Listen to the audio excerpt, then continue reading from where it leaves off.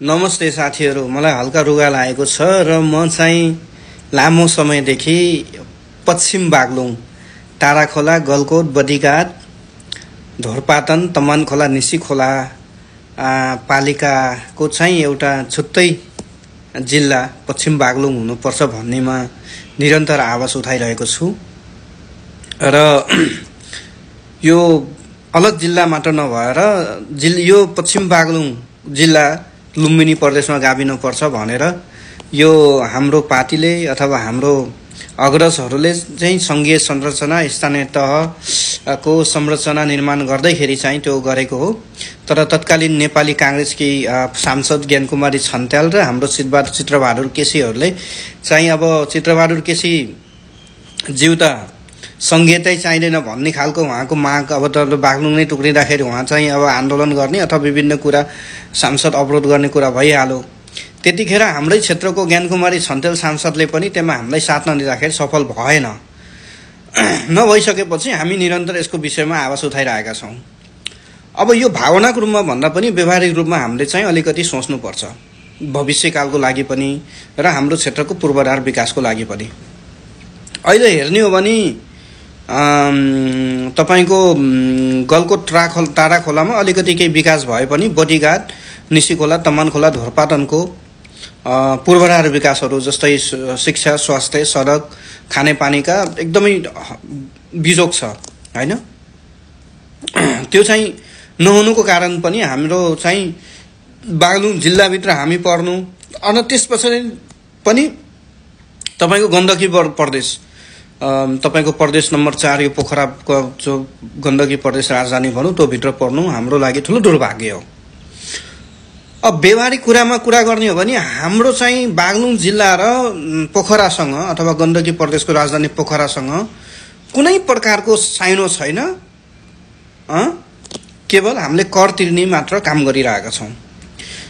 हामीले चाहिँ दैनिक जीवनमा चाहिने वस्तुदेखि लिएर तपाईको पूर्वाधार निर्माण सबै सामग्रीहरू आउने बुटोलबाट हो हैन। अब बडिघाट अथवा गलकोटले मानौँ, गलकोटले पनि मलाई ख्याल गलकोट टाढाखोलालाई पनि बुटोलबाटै उनले आयात निर्यात गरेका हुन्छन्। त्यो कारणले पनि हामी लुम्बिनी प्रदेशमा भयो भने लुम्बिनी र ढोरपाटन र हाम्रो त्यो पश्चिम बागलुङका विभिन्न पर्यटन क्षेत्रलाई चाहिँ जोडेर चाहिँ ठुलो एउटा पूर्वाधार विकास निर्माण गर्न सकिन्छ।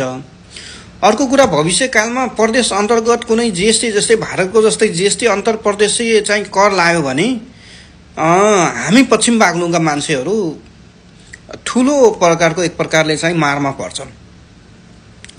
किनकि तपाईको नुन, चामल, तपाईको निर्माण पूर्वाधार निर्माण सामग्री, अन्य तपाईको सिउँदेखि सबै कुरा, तेल सबै आउने भनेको बुटोलबाट हो हामीले।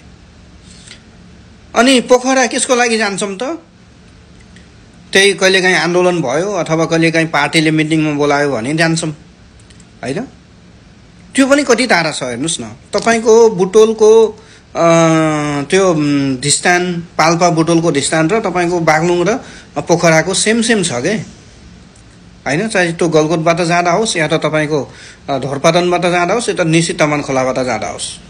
त्यो कारणले पनि हामीले सोच्नुपर्ने कुरो के छ भन्दाखेरि व्यवहारिक रूपमा सोचेर हाम्रो त्यहाँको क्षेत्रको पूर्वाधार विकासहरू किन पिछाडिएको छ, हाम्रा त्यहाँ आएर निर्वाचित भएका सांसदहरूले किन त्यहाँ चाहिँ विकास गर्दैनन्, चाहे त्यो प्रदेश सांसद होस् चाहे त संघीय सांसद होस्।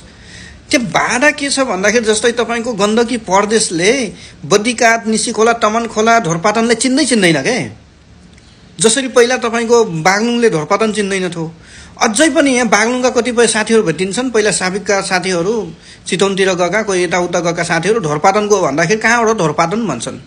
त्यही तपाईको अर्घाखाँची, तपाईको बुटोल, चनौटा अथवा तपाईको पाल्पातिरको मान्छेलाई भन्नुहोस् न म ढोरपाटनबाट हो, उनलाई थाहा छ के। किनकि उहाँहरूको चाहिँ एउटा प्रकारको डाइरेक्सन छ, ढोरपाटनसँग लगाव छ, घुम्न आउनुहुन्छ, तपाईको त्यहाँको ठाउँ गाउँलाई माया गर्नुहुन्छ हैन। अहिले तपाईको ढोरपाटनमा अहिले यस्ता आन्तरिक पर्यटककै कुरा गर्ने सबैभन्दा धेरै बुटोलबाट, अर्घाखाँचीबाट, पूर्व रुकुमबाट, पश्चिम रुकुमबाट, लुम्बिनीबाट आएका छन्, लुम्बिनी प्रदेशबाट आएका छन्। तपाईको गण्डकी प्रदेशका जाने त सबै मुस्ताङ, मार्फा जाने हो र तपाईले विकासको कुरा हेर्ने नि हेर्नुस् न, लमजुङमा कस्तो राम्रो विकास भएको छ, काशीमा कस्तो विकास भएको छ, त्यही पर्वतमा तपाईको तपाईको पूर्वाधार विकास छ, मुस्ताङमा तपाईको कति विकास छ, स्कुल कलेजहरू त्यहाँको स्वास्थ्य शिक्षाहरू हेर्नुस्, धेरै कुरा छन् नि। किनकि त्यहाँका जति पनि नेताहरू छन्, नेतृत्व गर्ने सांसद, कर्मचारी, ब्युरोक्रेसीका कर्मचारी छन्, उनको लगाव त्यता छ के। उनीहरूले चाहिँ हाम्रो क्षेत्र चिन्दैनन्। कुरो बुझ्नु भने जबसम्म हाम्रो क्षेत्रलाई चिन्दैनन् उनीहरूले, जबसम्म उनको लगाव हाम्रो क्षेत्रमा हुँदैन, हाम्रो कुनै पनि प्रकार तपाईँ आन्दोलन गर्नुहोस्, बजेट माग्नुहोस्, सांसदमा टेबल ठोक्नुहोस्, केही हुनेवाला छैन के। त्यो कारणले पनि म भन्छु हाम्रो क्षेत्रको पूर्वाधार विकासको लागि पनि पश्चिम बागलुङ अलग हुनुपर्छ।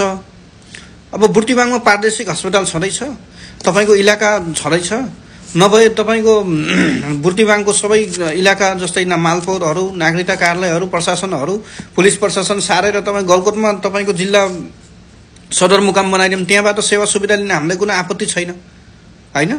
प्रादेशिक अस्पताल त्यहीँ छ, एउटा भनेको त्यही अदालत छैन त अदालत जिल्ला अदालत बनाउनु त हो नि। त्यस पछाडि हामीले चाहिँ लुम्बिनी प्रदेशमा गाँच्न सक्यो भने हाम्रो हरेक कोणबाट हाम्रो ढोरपाटन, निसी, तमानखोला, बोरीघाटमा उत्पादन भएका तिनी वस्तुहरू त निर्यात गर्न, बुटोल निर्यात गर्न, त्यहाँदेखि तपाईको लुम्बिनी प्रदेशमा विभिन्न ठाउँमा निर्यात गर्न सजिलो हुने, सहज हुनेछ। त्यसै गरेर तपाईको हामीलाई चाहिने खाद्य वस्तुहरू चाहिँ निर्यात आयात गर्न सहज हुनेछ। पोखरासित त हामीले त कर तिर्ने बाहेक कुनै साइनो छैन के अहिले पनि। साथीहरू तपाईहरु किन मलाई त्यस्तो नाना थरी कमेन्ट गर्नुहुन्छ नि त। राम्रोसँग यो भिडियो सुन्नुस् र मनन गर्नुस्, त्यसपछि मलाई कमेन्ट गर्नु होला।